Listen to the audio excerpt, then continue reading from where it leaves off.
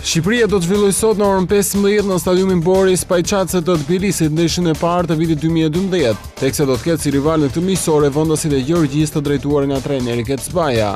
Kjo sfidë miqësore do të jetë edhe debutimi zyrtar i trajnerit të ri Xhani Debiazi në krye të Shqipërisë, duke marrë në konsiderat mungesën e shumë lojtarëve si Cana, Curri, Bogdani, Teli, Vangjeli apo edhe Salii. Sot në fushë do të kemi një kombëtare përgjithsisht të re, ku më i vjetri do të jetë Ervin Bulku, 30 vjeçar, njëkohësisht ai që do të mbajë edhe shëritin e kapitenit. Kuqezi do të zbërisë në fushë me skemën 4-1-4-1, ku në port do të luajë portieri Novara Samir Ujkani, ndërsa në mbrojtje nga djatha do të luajë Andi Lila, duke spostuar kështu në qendër Armen Dallkun që do të ketë krahati Franz Veliun, ndërsa Ancia Golli do të luajë në të majtë Papavijes. Përpara mbrojtjes do të jetë Ervin Bulku, ndërsa në mes fushë do të vendosen në vit të drejtë 4 lojtar. Nga djatha do të jetë Odisej Roshi i Kölnit, në qendër Emiliano Villa dhe Jasmir Hyka, ndërsa në të majtë do të luajë Muzaka, i cili ka fituar balotazhin me Zeqirin dhe Bakajin. Këta mesfushorë, të cilët kanë tipare ofensive, do të mbështesin sulmuesin e vetëm Edgar Çani, i cili do të bëjë debutimin në kombëtaren shqiptare.